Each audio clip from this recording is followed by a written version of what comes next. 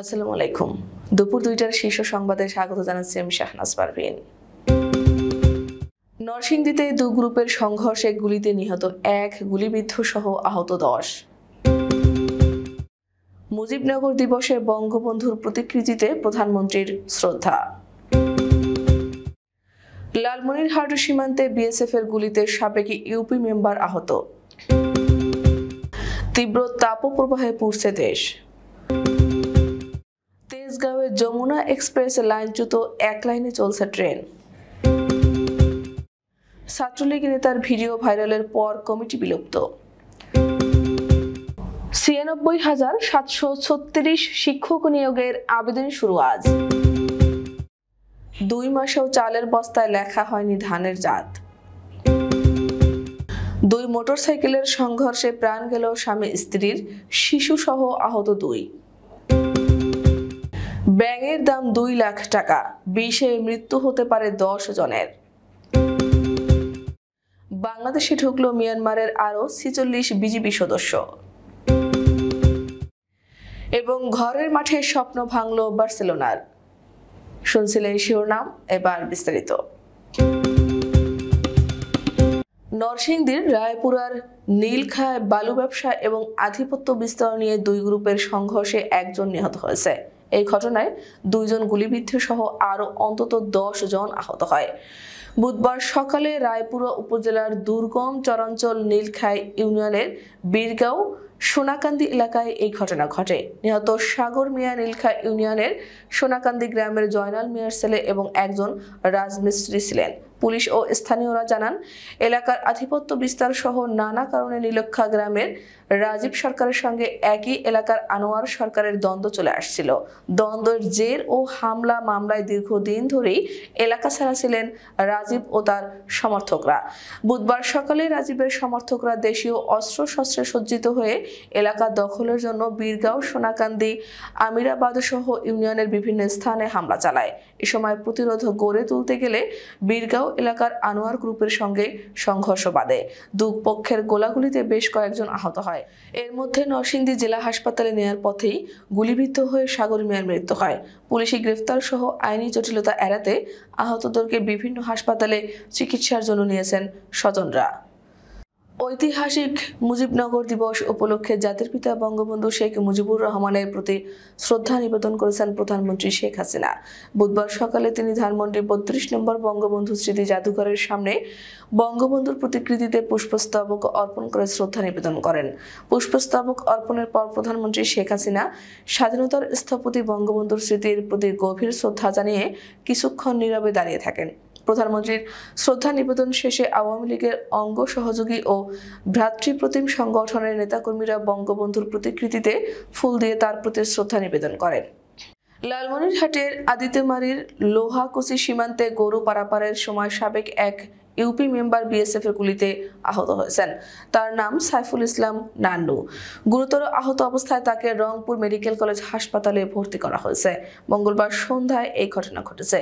BGB একজনকে আটক করে পুলিশে দিয়েছে।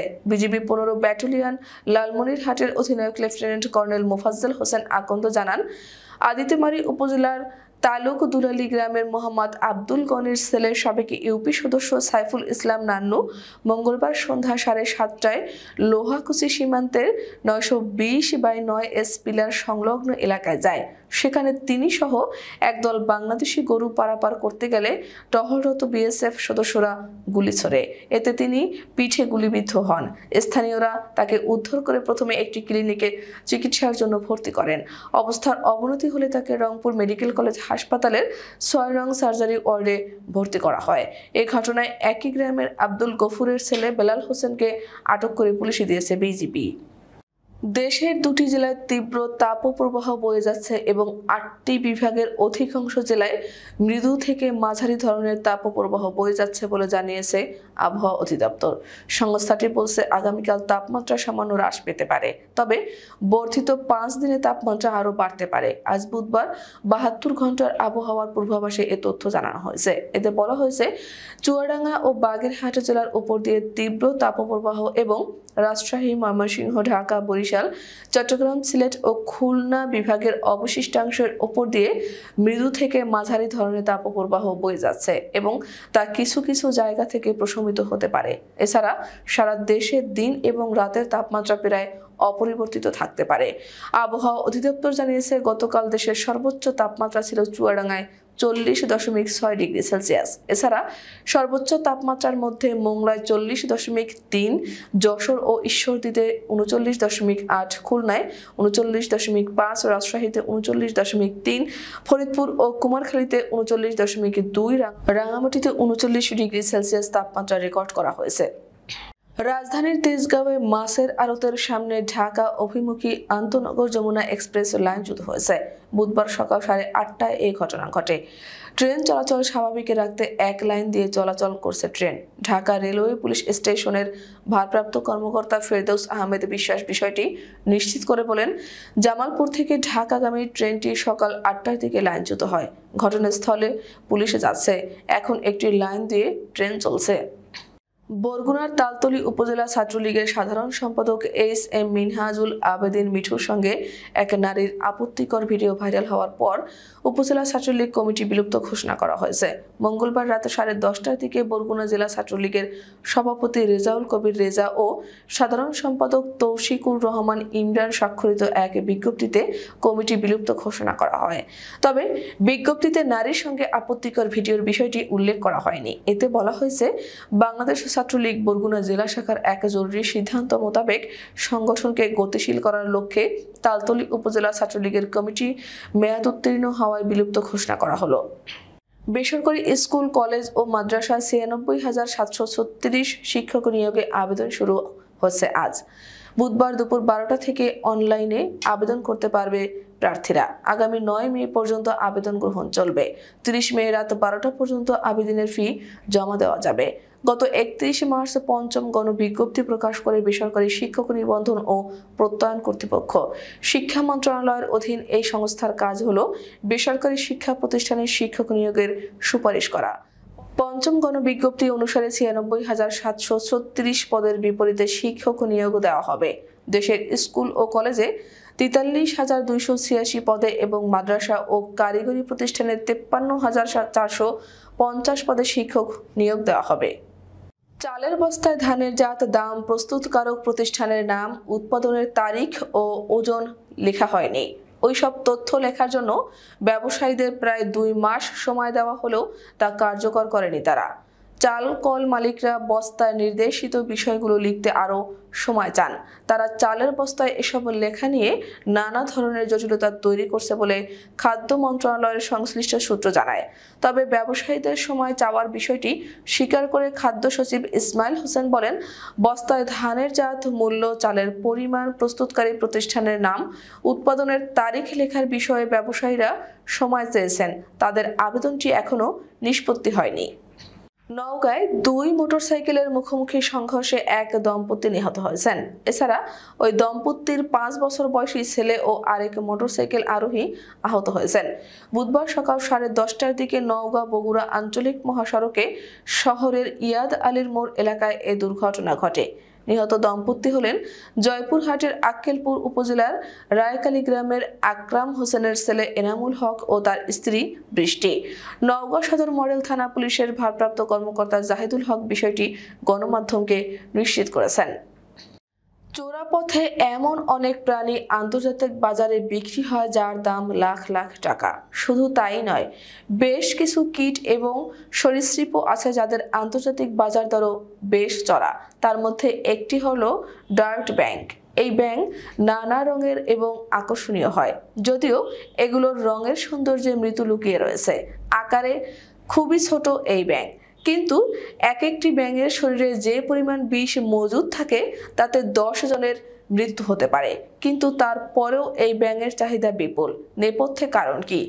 বিবিসির প্রতিবেদন অনুযায়ী মহামূল্যবান একই সাথে বিষাক্ত এই ব্যাঙ পয়জন ডার্ট ফ্রগ নামে পরিচিত। কমলা, হলুদ, নীল, সবুজ নানা আকর্ষণীয় রঙের হয় এই ব্যাঙ। ইউরোপ এবং আমেরিকায় অনেকেই এই ব্যাঙ আবার বসেন। এই ব্যাঙ সবচেয়ে বেশি পাওয়া যায় কলম্বিয়ায়, আর এখান থেকেই এই ব্যাঙের সবচেয়ে বেশি চোরা কারবার হয়। এই ব্যাঙ খুবই দুর্লভ প্রজাতির। এই প্রজাতির ব্যাঙের মধ্যে সবুজ এবং কালো রঙের ব্যাঙ খুবই দুর্লভ। তবে কলম্বিয়ার ওফগা ব্যাঙের চাহিদা বিশ্বে সবচেয়ে বেশি। সাধারণভাবে একটি ডার্ট ব্যাঙের দাম $30 থেকে $70, তবে বিশেষ কোনোটির দাম কয়েকশো ডলার পর্যন্ত ওঠে।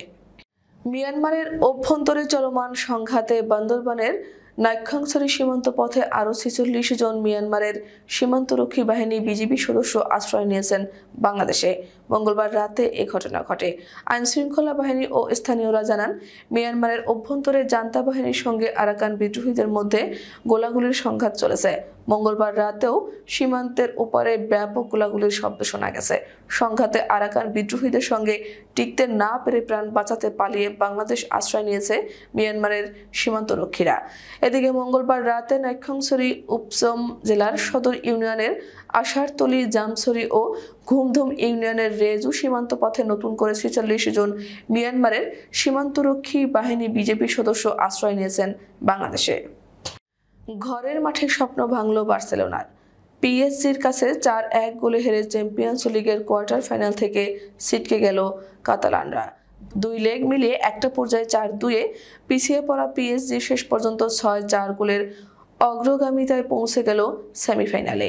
ইউরোপা সেরার প্রতিযোগিতার কোয়ার্টার ফাইনালের প্রথম লেগে গত সপ্তাহে পিএসজির মাঠ থেকে 3-2 গোলে জিতে আসে বার্সেলোনা। কাম্প নৌয়ে মঙ্গলবার শেষ 8-এর দ্বিতীয় লেগে ফরাসি ক্লাবটির বিপক্ষে শুরুতেই লিড পায় স্বাগতিকরা। ম্যাচের 12তম মিনিটে রাফিনিয়া বার্সেলোনাকে এগিয়ে নেওয়ার পর লাল কার্ড দেখেন ডিফেন্ডার রোনাল্ড আরাউহো। 10 জনের দলে পরিণত হয় বার্সা। আরাউহোর পাশাপাশি বার্সেলোনা কোচ সাবি এবং তাদের সাপোর্ট স্টাফের আরও এক সদস্য লাল কার্ড দেখেন এই ম্যাচে। প্রথমার্ধে পিএসজির হয়ে ম্যাচের সমতা টানেন উসমান দেমবেলে। দ্বিতীয়ার্ধে ভীতি নিয়ে দলকে এগিয়ে নেওয়ার পর জোড়া গোল করেন কিলিয়ান এমবাপ্পে। আমাদের পরবর্তী রাত 10টার শীর্ষ সংবাদ দেখার আমন্ত্রণ জানিয়ে এখনকার মতো বিদায় নিচ্ছি। দর্শক, ভিডিওটি শেষ পর্যন্ত দেখার জন্য আপনাকে অসংখ্য ধন্যবাদ। নিত্য নতুন সংবাদ পেতে আমাদের ইউটিউব চ্যানেলটি সাবস্ক্রাইব করুন ও নিয়মিত নোটিফিকেশন পেতে বেল বাটনটি ক্লিক করুন এবং আমাদের ফেসবুক পেজটিতে লাইক করুন। এছাড়াও আমাদের ভিডিওতে লাইক দিয়ে শেয়ার করুন। আল্লাহ হাফেজ।